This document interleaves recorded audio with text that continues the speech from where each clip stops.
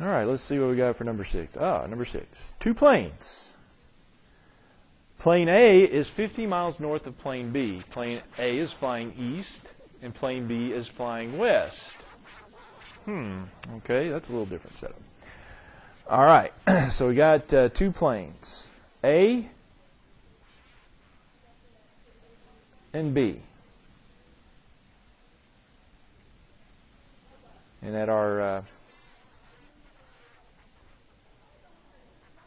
reference point here, it says they are 100 miles. A is north of B, so A is 100 miles like that. But what about A? Which way is it going? It's going east. B is going west. So let's call this distance here X and this distance Y. Yeah. The A is going a little bit faster, so let's make it a little longer there. Okay. How fast is the distance at a constant altitude? All right, if we change in altitudes, that would throw a monkey wrench in there. But these are staying at the same altitude.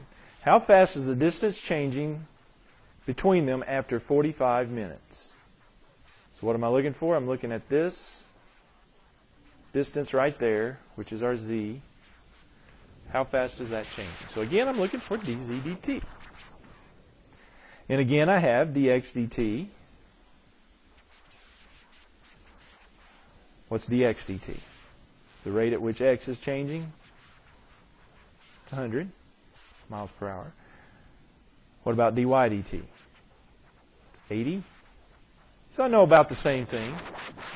And then this time, it's 45 minutes, but that in hours would be, take 45 divided by 60 hours, so that's 0.75 hours. So my time is 0.75 hours. So I've got basically the same information, however, we have a lot different picture, don't we? What do you see there? Well, if we leave it as is, I see 2 right triangles. But I don't want to leave it as is. What if I did this? What if I brought this little distance down here and then drew that right there and just focused in on this triangle here? So this long side here, and then this, this. What do you know about that? What is this right here, this long side? What would that be? Wouldn't that be Z? Right? What would this be? This vertical side right here. Well, that vertical side, doesn't that amount to this side that's 100? That's 100. Huh? Oh, 50 miles? Where'd I get 100? I wrote 100. I don't know where I got 100. Yeah, I mixed up the hundreds and the 50. Okay, I'm sorry. Yeah, that should be 50 right there. Thank you. All right, that would be 50. Now what about this one? Well, this one, you see, amounts to this, which is y, and this, which is x. So isn't this distance here x plus y? All one right triangle. Instead of leaving it as 2, just translate those a little bit, and we get this right triangle right here. So what is our equation then? It's just a little Pythagorean theorem, right? A squared plus b squared equals c squared. Well, let's say this is the A, this is the B, and this is the C, right? So x plus y squared plus 50 squared, b squared, equals c squared, which is z squared. Everybody okay on that equation? X plus y squared plus 50 squared equals z squared.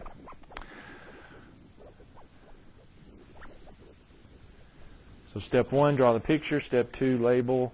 Step 3, equation. What's step 4? What do I do with that now? Take the derivative with respect to t, right? Because I'm looking for dz dt, so I want to ddt this equation here, both sides. Take the derivative with respect to t. All right, so what about for x squared plus y squared? How do I do the derivative of that? Chain rule? Chain rule, okay. So the derivative, so bring down the power. The inside stays the same. Subtract 1 from the power, then multiply by the derivative of the inside. What's the derivative? And it's an adding, so what's the derivative of the first guy? Derivative of x. Well, just be 1, but I'm doing the derivative with respect to t of an x, so that's 1 dx dt. Then the derivative of the y part of the inside, well, that's 1 dy dt. With me okay on that?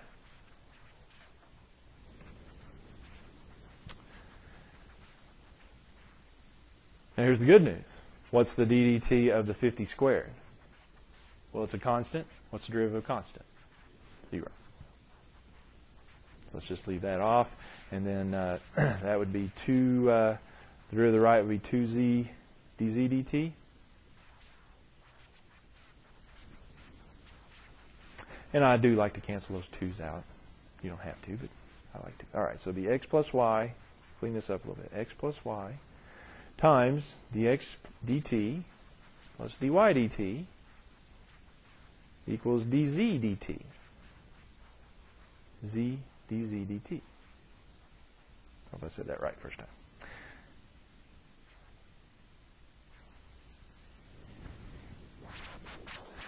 All right, so we ddt'd it. Now what? Now we go back and do a little substituting. X and y being these distances, x is how far the A plane travels. Well, x, the rate of x, that plane, its rate was, that was the 100. And the time, well, the time we said is 0.75 hours, so 100 times 0.75, that's going to be 75, isn't it? The y is how fast the B plane travels. Well, it's going 80.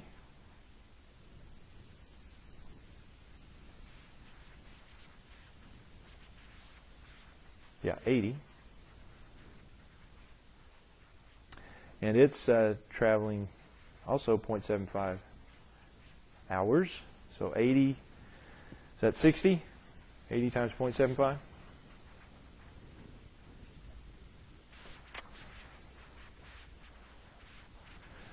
All right, so x, we've got 75, plus y, we got 60, times dx dt, well, that's how fast x is traveling, that's 100. dy dt, that's how fast the y1's traveling, that's 80. What about z? Well, z, I've got to go back and plug them in and get the right triangle again. I didn't leave myself enough space there. Oh, well, okay. All right, so x to get z, x plus y, that would be 135. See if I can draw one right here real quick. So that'd be 135, and that's 50. And so that's z, so it'd be what? 135 squared plus 50 squared equals z squared. And so that would be 135 squared, 18,225 plus 50 squared. Altogether, this is 20,750 is z squared, so square root of that is z. That's what I get. Anybody else get that? Does that sound about right? Believe that? So z is the square root of 20,750. So this is going to be 135 times 180 equals the square root of 20,750 dz dt. 135 times 180 is 24,300. Then I divide that by the square root of 20,750. That's dz dt. So what is dz dt? I get it to be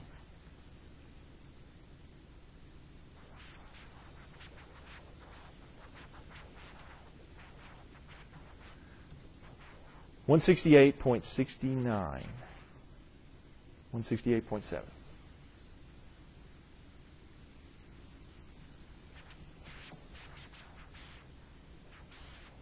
And that's miles per hour.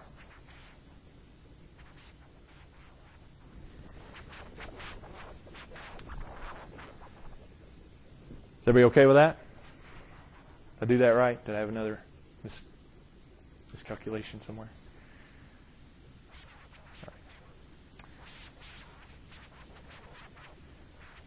Okay. How many more we got? 2? Got 8, I think. All right, number 7. Number 7, we changed a little bit. A trough is 10 feet long and its ends are shapes of isosceles triangles, which are 30 inches across at the top and 18 inches high. If the trough is filled with water at a rate of 15 cubic feet per minute, how fast is the water level rising when the water is 1 foot deep? That's a mouthful. Okay, so here's the trough.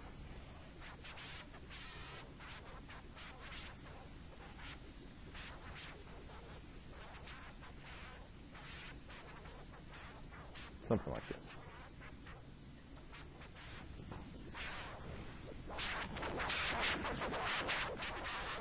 All right, so what we know is, let me draw this cross section here. We got an isosceles triangle. Isosceles just means it's two sides the same, so these sides are the same right here. And it's 30 inches across at the top, and it's 18 inches high.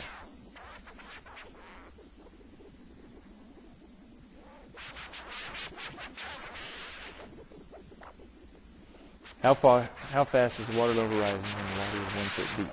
Okay, so I've got it, let's draw in a little water line there. So the water line's coming right about there.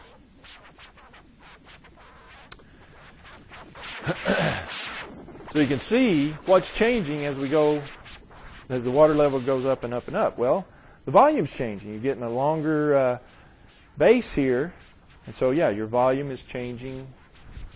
You're getting more and more water in there. So things are changing. Okay, so what do we want to do? Well, what we want to do, oh yeah, and this is 10 feet here.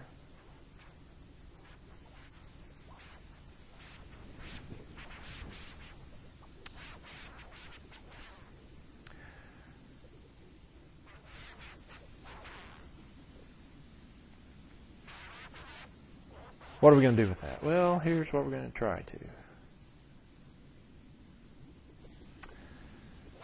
The thing of it is,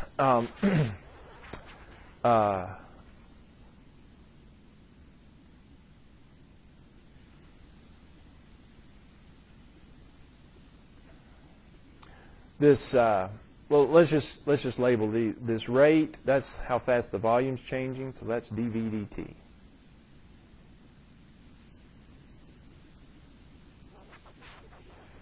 How fast is the water level rising when the water is 1 foot deep? Then I said. Okay, well, here's the thing. You've got your height of your water, and that's what we're focusing in on. We want to know how fast that's changing, the rate of change of that height. So aren't we looking for dH dt?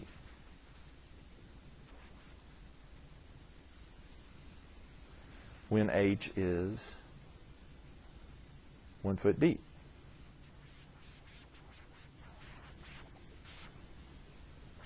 All right, but notice here we also have another variable. It's the base. Call this b. The base of your, because if you look at it, the triangle there, thinking about that height, the base would be that, so let's call it b. So we have that little feature. What shall we do? Well,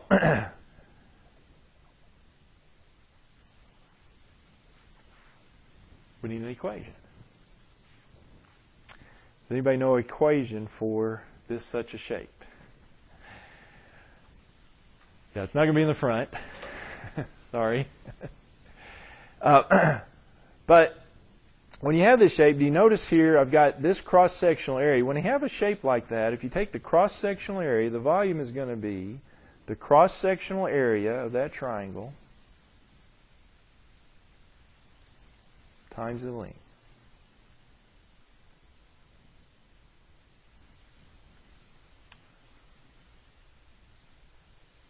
Yeah, when you have a shape that goes, goes the same through the whole shape, if you find out this cross-sectional area and multiply it by your length, that'll always give you the volume of that thing. Okay. All right, well, in this case, the cross-section is a triangle. So what do you know about the area of a triangle? 1/2 base times height?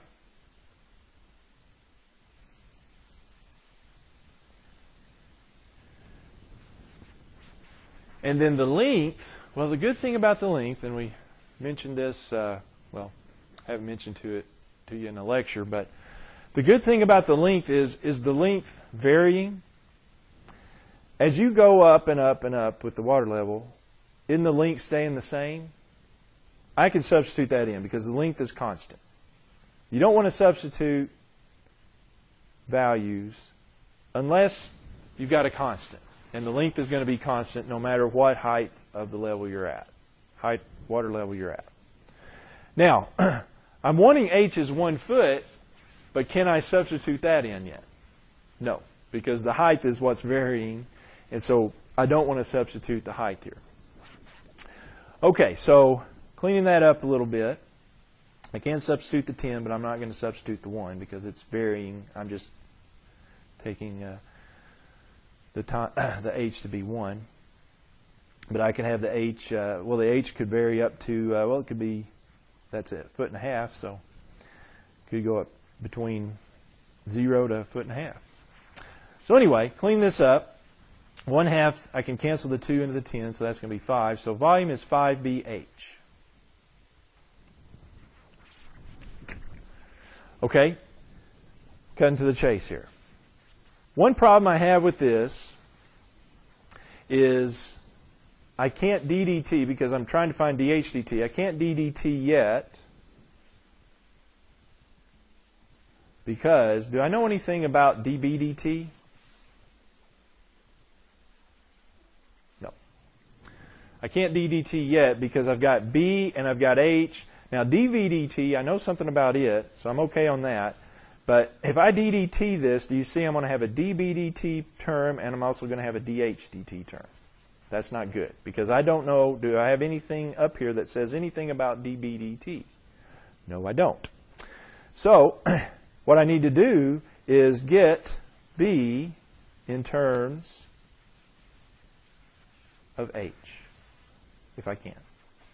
In other words, take this down to an H equation only. First of all, before I ddt. Here's how I do that. Do you see here, if you look at the big triangle and then this little triangle, with this is H and this is B, do you see I have a nice little scenario here? What do I have? Similar triangles, aren't they? And what do you know about similar triangles? Their sides are in proportion, right? So I can set up a little proportion. Now, one thing to note is, I don't think it would matter a whole lot, but since my length's in feet, I need these in feet, so let's change these to feet. What would 30 inches be in feet? 30 divided by 12 is 2.5, isn't it? And 18 is 1.5 feet. So I've got a relationship here. This side here, which is 2.5, is to be as this, which is 18 inches or 1.5, is to H. Can I say that about similar things? Yeah, their sides are in proportion. So 2.5 to b is as 1.5 is to h, or equals 1.5h.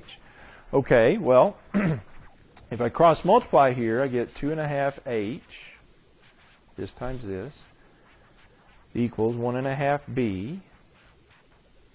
And so what is b in terms of h? Well, divide by 1.5 here.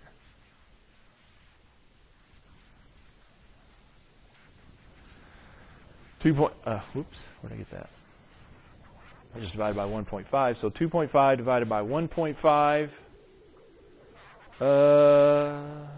How does that reduce? If you move that over, it's 25 over 15h, which is, that reduces by 5, doesn't it? 5/3 h. Okay? So there you go.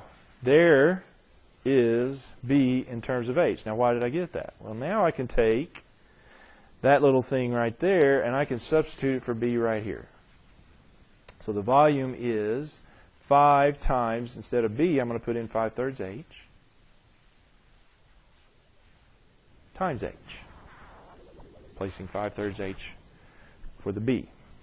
Okay, well, that gives me 5 times 5/3 is 25/3. H times h is h squared. Now I can ddt. Now ddt both sides.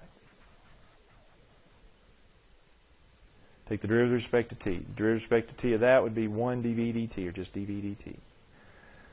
The derivative of that with respect to t would be 25/3.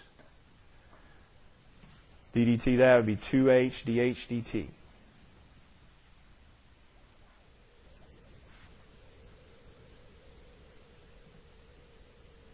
dv dt. Well, I know that was given, wasn't it? The change in the volume? Change in the volume, it tells me, is 15 cubic meters per minute. So I'll put a 15 in for dv dt.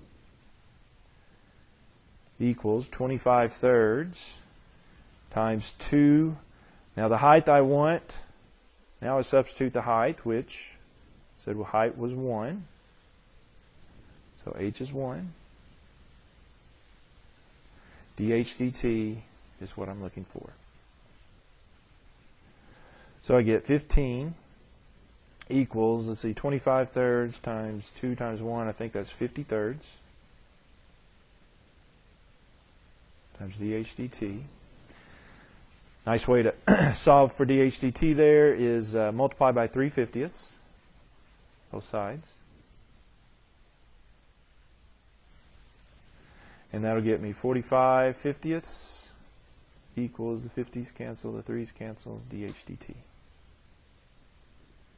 And 45/50, if you reduce that by 5, that'll be 9/10 dh dt equals dh dt. And the units, well, the units would be the height units, which are feet, over time units, which are minutes. Minutes. So it's 9/10 feet per minute. Okay. Question or